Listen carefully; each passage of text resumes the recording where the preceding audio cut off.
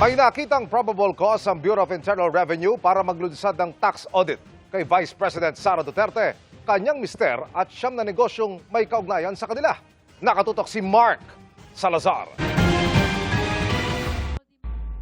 Ang mga inilatag na impormasyon tungkol sa yaman ni Vice President Sara Duterte at ng asawang si Attorney Manasseh Scarpio sa pagdinig ng House Committee on Justice ay sapat raw na mitsa para maglunsad ang Bureau of Internal Revenue ng tax audit sa mag-asawa. Kasi ang commissioner may power to obtain third-party information.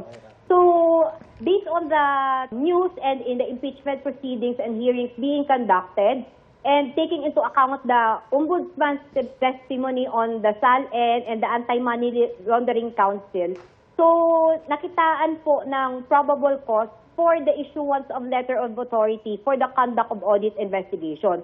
Dahil may probable cause na nakita ang BIR, nag-issue ito ng letters of authority para i-audit ang mag-asawa at ang siyam na mga negosyong iniuugnay sa kanila.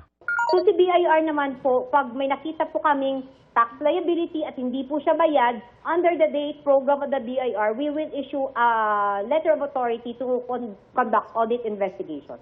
Kabilang sa siyam na negosyong bubuksan ang books of accounts at accounting records ay ang law office ng mag-asawa at ilang kumpanya, pati na salon at security agency. Paliwanag ni BIR Commissioner Martin Mendoza, ang letter of authority ay legal na instrumento ng BIR para simulan ang formal na tax audit ng sinumang taxpayer.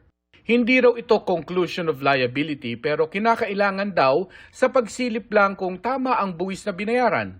Kung may tax violation na makikita, trabaho raw ng BIR magsampa ng kasong civil, administrative at criminal. Sa press release ng BIR, sinabi nilang layunin nito na makolekta ang tamang buwis para sa gobyerno. Sinisiguro nitong rules-based at naaayon sa kanilang legal protocol ang audit sa paghahabol sa mga tax evaders.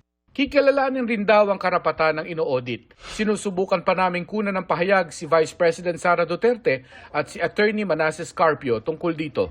Mark Salazar, nakatutok, 24 oras.